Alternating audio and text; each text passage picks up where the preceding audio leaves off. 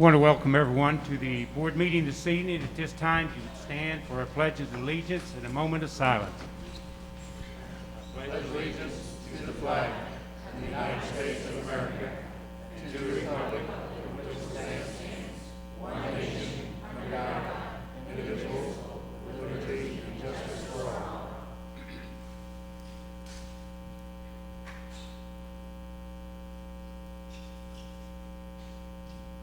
Thank you.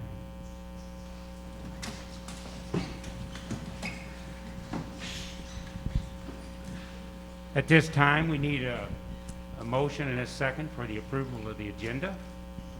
So moved. Second. All in favor?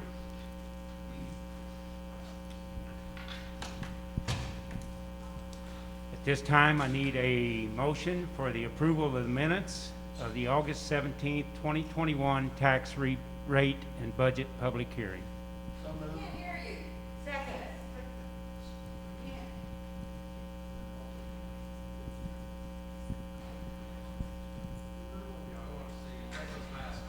Yeah, the mask is off. We have a motion. Second? You need a second? Yes. Second. Okay, all in favor?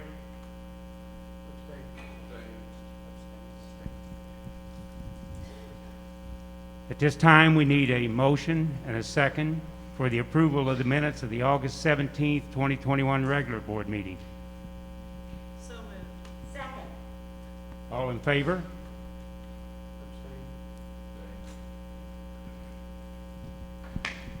And at this time, we need a motion and a second for the approval of the minutes of the August 26th special board meeting. So moved. Still cannot understand you. It's muffled. Stand up and take your mask off. You're away from everybody. Ma'am, that will not be acceptable. We're here to run a meeting. We're here to run a meeting. Please let us do that. It's still so we can hear you. Did we get a second? Second. Okay, all in favor? Opposed?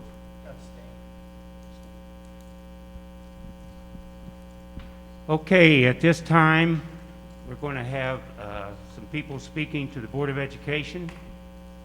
Mrs. Kim Brawley, you will be the first to speak.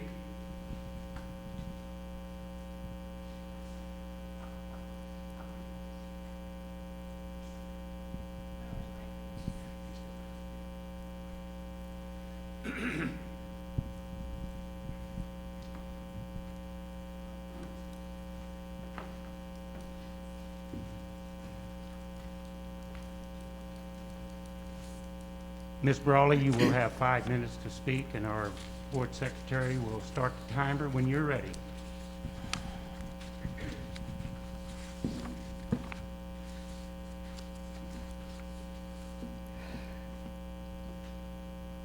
Okay. Good evening. My name is Kimberly Brawley. I am a wife, mother to 7 children, and grandmother to 6. I was raised in Farmington and attended schools here. In fact, this school right here. Thank you for allowing me this opportunity to address the issues of mask mandates that you have decreed over the children in our school system. George Washington said, "Government is not reason, it is not eloquence, it is a force. Like fire, it is a dangerous servant and a fearful master. Never for a moment should it be left to irresponsible action." Let's take a quick look back at the Founding Fathers and how our America was created.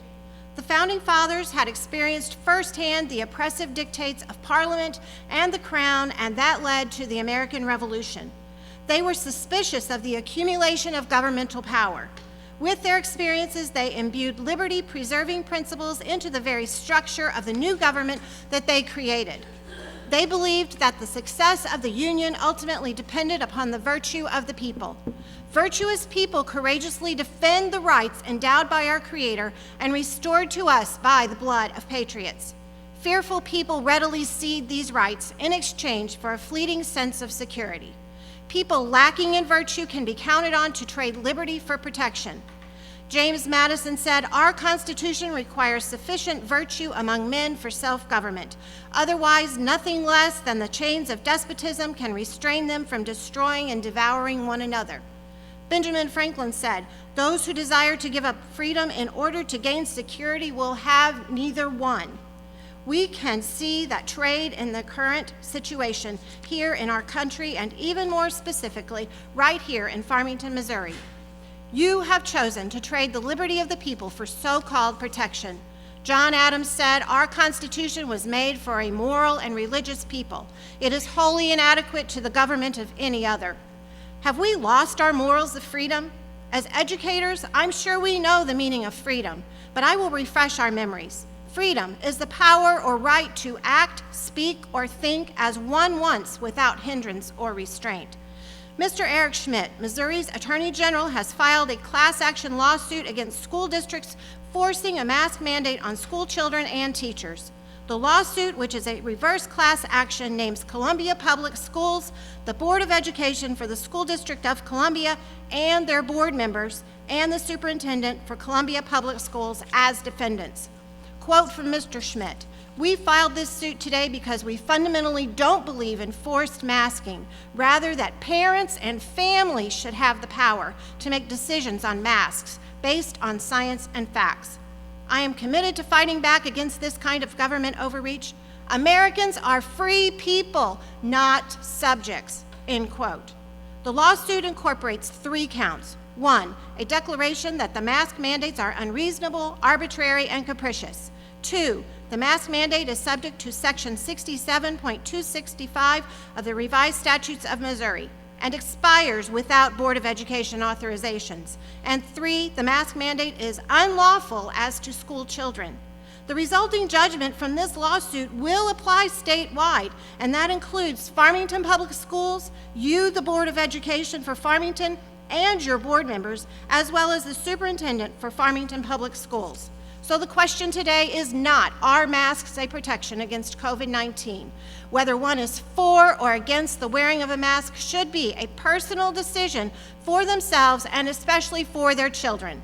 The question today is, have we chosen to trade liberty for protection? Our forefathers of this great country fought valiantly for the freedoms that we enjoy today. It is our duty to continue the fight. Our fight for medical freedom will continue as we seek to educate our representatives, our friends, our family, and others about our constitutional freedom. To maintain our freedom, we must speak up. Even the structural constraints of our Constitution will fail without institutions to teach people how these constraints protect liberty and to explain why that liberty is vital to the success of our country. We must pass to subsequent generations the character, virtue, and knowledge required to protect our constitutional safeguards. Preserving the Constitution requires maintaining the virtuous culture it was designed to serve. Our children are depending on you to fight for their freedom now and in the future. The decisions you make today will affect the rest of their lives. I stand here in action today, along with the many who are here with me, to show our solidarity, to pay the price to maintain our freedom, and to create a great legacy for future generations. Good men and women, my request is, please rescind the mask mandate on our schools. Allow the parents and the children in freedom to make the best choice for themselves. Thank you.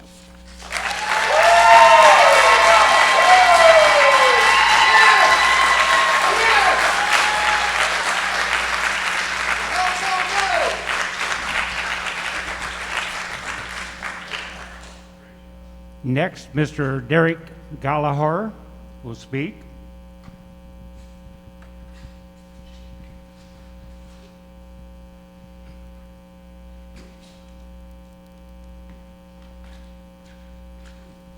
Mr. Gallagher, you will have 5 minutes, and the board secretary will start when you're ready. Okay. Hello, and thank you for allowing me to speak today. Let me start by saying how blessed we all are to live in a free country. But the word free is seeming less and less accurate in the recent times. I'm not here today to tell parents to mask or unmask their children. I'm here to say it should be up to the parents if they want to mask their children. Because like I said, we live in a free country. A free country that allows parents to keep their children out of harm's way. A free country that means if parents know that a medical device does physical and psychological harm to their children, then they are not forced to comply. A free country where it is okay to stand up for what you believe in and not be silenced or shamed. There is a lot of parents afraid to raise their voice in fear of being frowned upon. But I promise you, a large majority of our community believes in freedom. A large portion of parents that have children in our schools believe our basic rights and freedoms are being taken away. I have been flooded with messages from parents thanking me for being a voice that they feel they cannot have right now. If it's their work, family, or friends, some are afraid to stand up. But that does not mean we all are.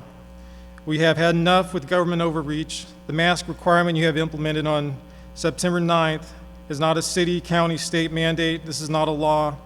This is powerful against the powerless, the big against the small. Face masks are regulated by the FDA as a medical device.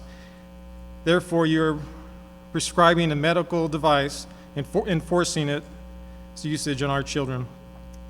There was a video from downtown event in Farmington this past Saturday, September 18th. It shows several people from your administration with their arms around each other, laughing, taking pictures with each other with no mask on. Does this virus only prey on the children and at school? Rules for thee, but not for me. I went to the Board of Education building this past Friday, people walking around without masks on. I see Farmington School's Facebook page post pictures of all the students wearing masks, but the teacher sitting right next to them without a mask on. Rules for thee, but not for me. So if the virus isn't serious enough for you personally to take it serious, then why are you forcing it on our children? Why is it the second grade and below do not have to wear masks? Is it because they do not get sick? Or is it because masks have serious implications to the health of the young? You need to explain this to the parents and community.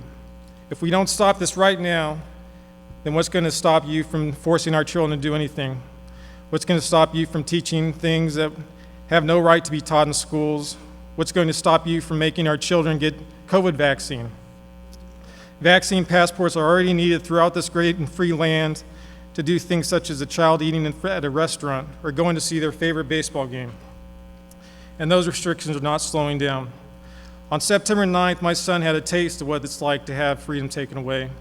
On that Monday, my son got in his school lunch line. He was approached by the assistant principal and he told my son he could not eat lunch unless he put a mask on. My son told him that he was waiver pending. The assistant principal still refused him without a mask. My son had to go put a mask on, and he was allowed to do what should be a basic right for every child in school, and eat. Now remember, your mask requirement is not a city, county, state mandate or law, but I'm pretty sure not allowing a child to eat in school is. The people here are just the tip of the iceberg of parents that feel the mask requirement is an overreach of the school board. These are not your children. We are asking you right now to end this mask restriction on our children. Show us you are worthy to continue to be in charge of our children's education. We see this overreach all over our country right now, and this is your awakening that we're not allowing it here. God bless our children, and God bless America. Thank you.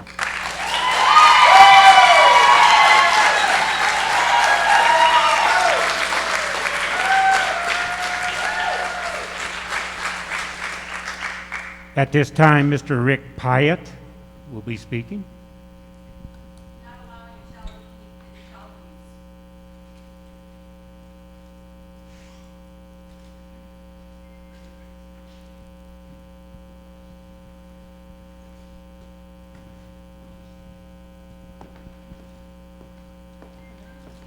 abuse. Mr. Pyatt, you will have 5 minutes, and Board Secretary will start with you, sir.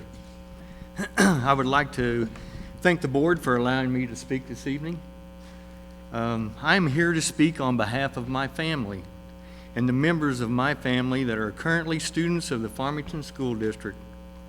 My wife and I are both lifelong residents of Farmington and graduates of Farmington High School, as well as our children, our brothers, our sisters, our nieces, our nephews, and so on.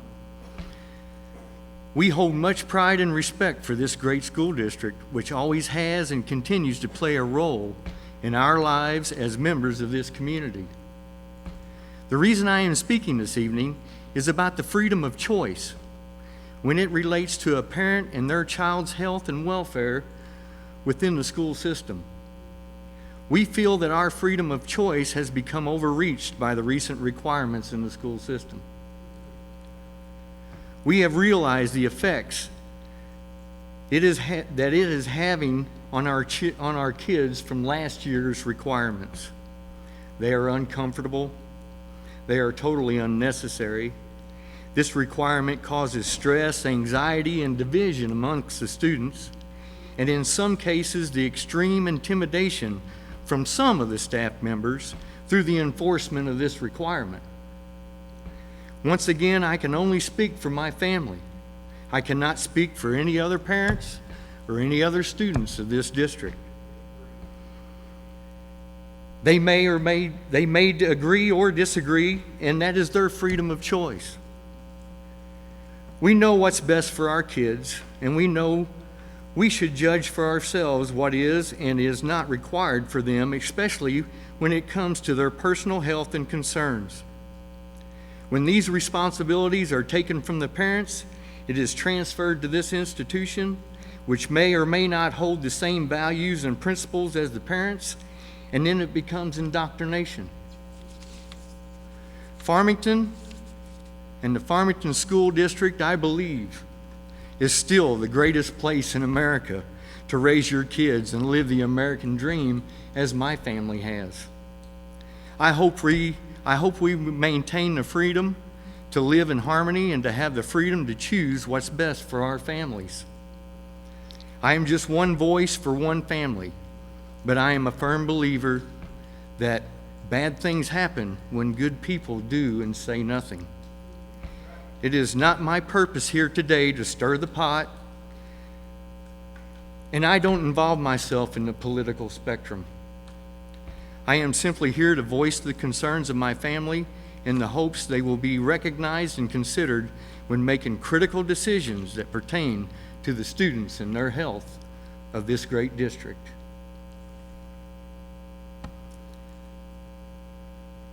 You know, I grew up here.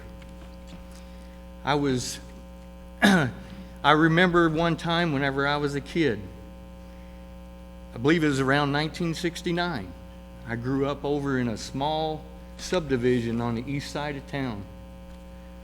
And I remember that year because there was one of our neighborhood kids that contracted the chicken pox. And my mother and some of the mothers of the other people in our neighborhood gathered up, and we all went over and we all contracted chicken pox from this kid. And that's the way that they did it. It was my mother's choice.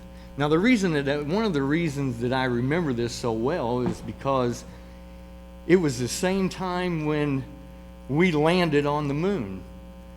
And I remember that I was young. I was probably about 4 years old. But we all gathered together and we watched TV and we watched the moon landing together when we all had the chicken pox.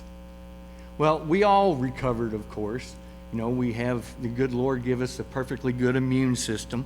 But my point to this is that I'm not a doctor and I'm not a scientist. I'm a carpenter and a farmer. But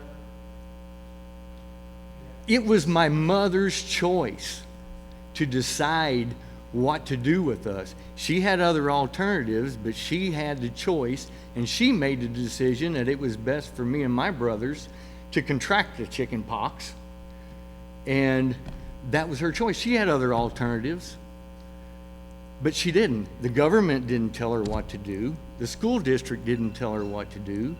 She did it from her own personal reasons as a parent.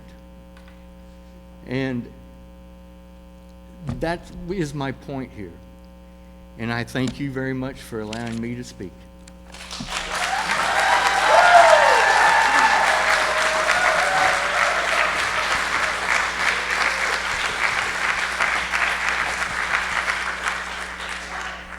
Would like to thank you all for coming and speaking tonight. Thank you very much. At this time, Mr. Matt Rubel has some words to say here. As Mr. Freeman said, we appreciate everyone coming out and sharing their opinions tonight. We will continue to update and review district trends, as well as work with our local health department. District trends, as well as work with our local health department and share guidance that will support our mission to educate all students. Thank you again.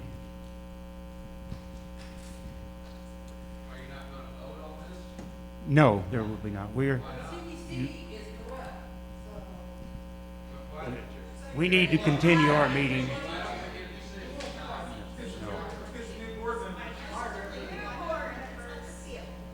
is what is the problem.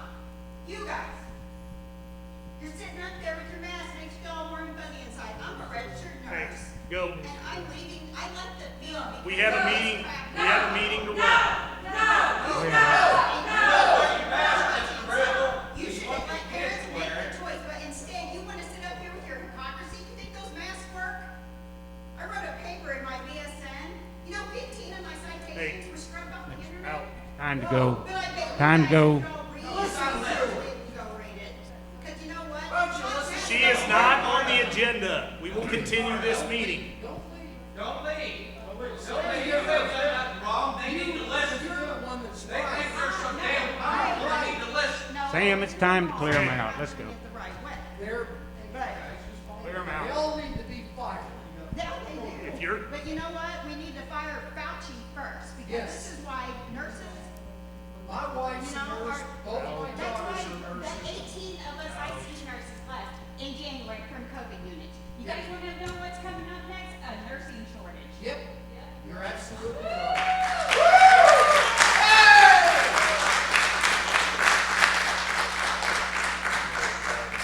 Would you like to ask if anybody else would like to speak?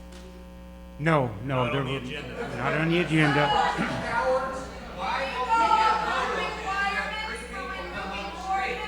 You can decide right now. You guys are your own and you are the school board. Need a vote on it. you are not on the, You are not on the agenda, so you will not be speaking. Plain and clear. We need to move on with our meeting. We're the ones that's masked now. We need to move on with our meeting. You all have spoke. You had representatives. We need a vote. There will be no vote. When are we gonna vote on this? So there's no justice here. When are we gonna vote on this? So we need a school board. Yeah, we need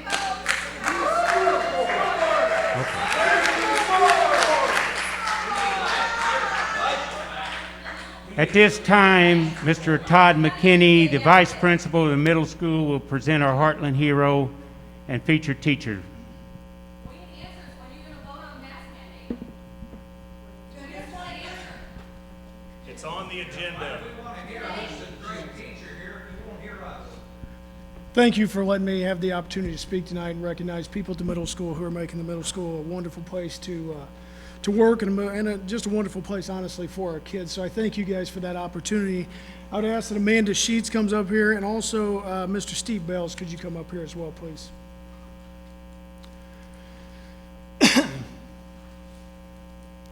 Mr. Jinkerson couldn't be here tonight. He has supervision at a cross-country meet, so I got to step in and had the honor of recognizing these folks who made our 2020-21 school year, a fantastic school year despite the adversity that we faced last year. So first, I'm going to recognize Miss Amanda Sheets. She's the 2020-21 Farmington Middle School Teacher of the Year. Miss Sheets taught 8th grade ELA for 2 years before being hired away from us as an instructional coach for the Farmington School District. We hated to lose her, but understand, of course, why the district is using her in the capacity of a coach for grades 7 through 12. Ms. Sheets makes an impact on her coworkers and students every day, and Farmington Middle School was very lucky to have had her for the short time we did have her. In her first year of Farmington Middle School, Ms. Sheets was asked to take over and lead the ELA department. This is not an easy task when you're new to the building, and there's so many requirements of new teachers, so it's just not an easy task. There's many obstacles to overcome. You have to build relationships. You have to learn how your new building and district runs, but Ms. Sheets transitioned into this role seamlessly. Not only did Ms. Sheets take over the LA department, she was also placed on our PGC committee and took a lead role in her team's collaboration time, and she also joined the MTSS team. Both committees that are very important to our building, to our district. Ms. Sheets served on both of these committees, MTSS and PGC, and through these experiences, she was able to lead her department on best practices and support the most challenging students through her Tier 3 interventions. She led her team collaboration through this work as well. Many of our beginning teachers were able to observe Ms. Sheets' instructional strategies and her behavior management, so they were able to implement these strategies in their classrooms. She really served as a mentor to our new teachers. Ms. Sheets has and will continue to lead PD in her new role as an instructional coach for secondary staff. The hiring of Ms. Sheets as an instructional coach only supports the leadership role she's been fulfilling in the classroom. Now she's able to do that throughout the entire secondary level. Ms. Sheets is a leader in assessment and curriculum planning. She modeled and led her department through the use of Mastery Connect and Study Sync. Ms. Sheets understood priorities, supportive and supplementary standards, and always utilized item specifications to support her curriculum, instruction, and assessments. Finally, Ms. Sheets has left a lasting impact on her students at the middle school.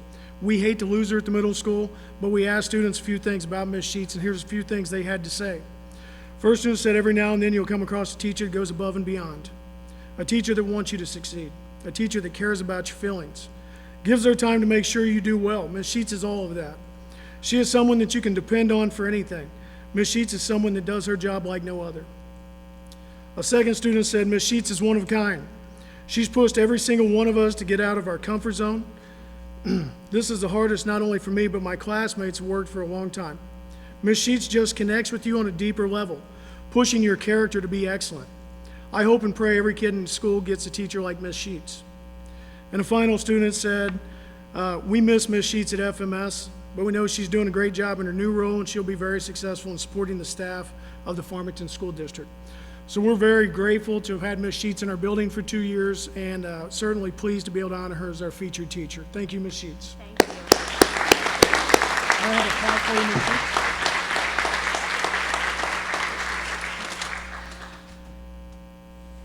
We'll get some pictures. That's his.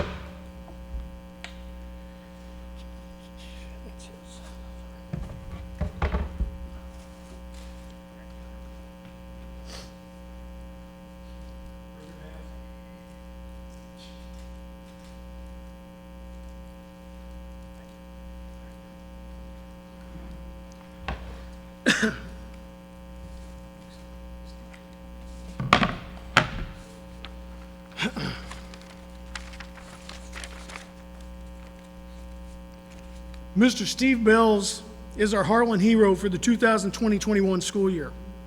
Last year, our school year started out differently than ever before with the addition of distance and hybrid learning. Extra support was provided to each building with a permanent substitute to help fill the gaps or provide extra coverage when necessary. Mr. Bells stepped in as our permanent substitute, filling in classrooms and wherever he was needed in our school building. As the school got started and we needed to make adjustments to support our students, Mr. Bells was actually then asked to step into one classroom as the permanent teacher and to actually teach classes on a daily basis and lesson plan. Mr. Bells never hesitated to step up and help whenever and whatever we needed him to do. He never asked, how much work is this going to be? Do I have to attend extra things to get prepared for this? He just stepped up and did what was needed so that our students did not suffer. In his new role, Mr. Bells quickly had to learn to navigate technology. He learned how to use school information systems. He also had to learn and operate Google Classroom, which he had never done before. He learned how to run or define STEM program to help students learn about career options and choices.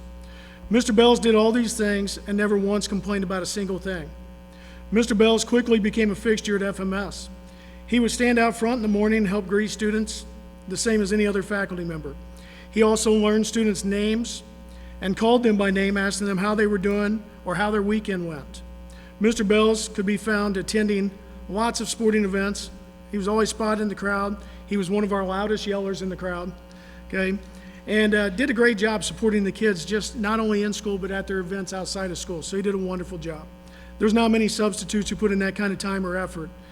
And that's because there's not many substitutes who really care as much as Mr. Bells has about our kids. In a difficult year last year, we were fortunate enough to have Mr. Bells in our building. We appreciate him, and we thank him, and that's why Mr. Bells was selected as our Heartland hero. Thank you.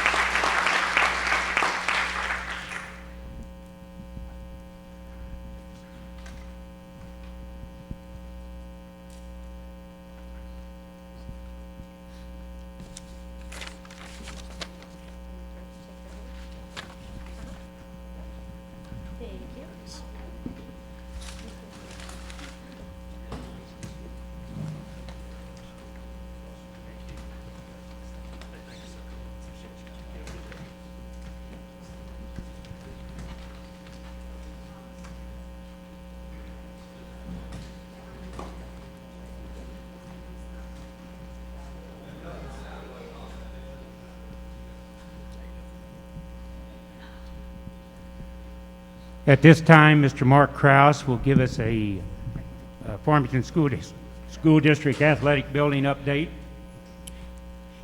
Andy helped me get those slides on. I had a slideshow that was ready on my phone, but can't get it on the TV, so I have to make this work. But Andy helped me out. As you can see, the progress from the beginning, from when they first dug the footings to now. It's been a little bit of a process, but came along very nicely the last few months. The turf was installed a couple weeks ago.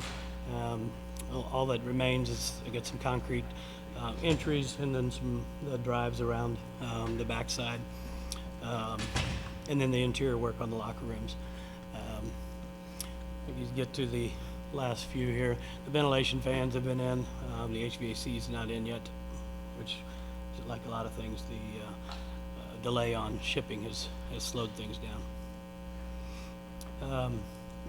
Our maintenance guys are doing some of the interior work now. Started painting on the walls on the practice area today, so it'll change the looks of it a little bit. But already had football team in it last week and had a practice when soccer was on the game field, so it's already been used, and I'm sure it's going to be used a lot. I know our community and our athletes and coaches are going to really appreciate it.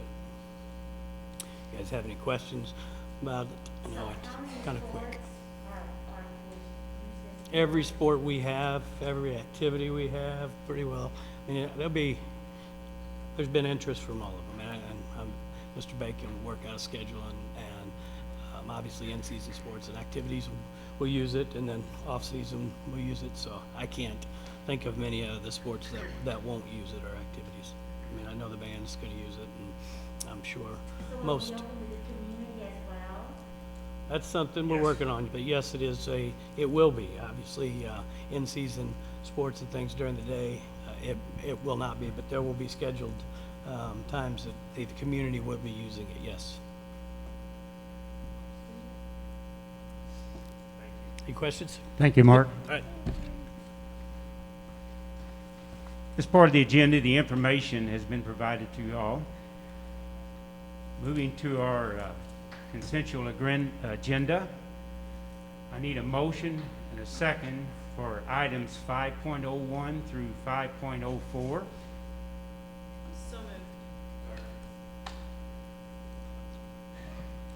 All in favor? And then we need a motion and a second for the number 5.05.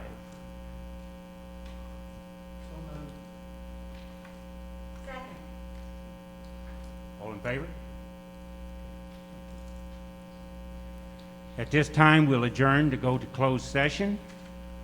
I move we adjourn to closed session to discuss personnel pursuant to 610.021, paragraphs 1, 3, 13, and 14. Second. Balky? Yes? Vaughn? Yes. Haynes? Yes. Howard? Yes. Lawson? Yes. Noble? Freeman? Yes. Thank you, everyone, for attending.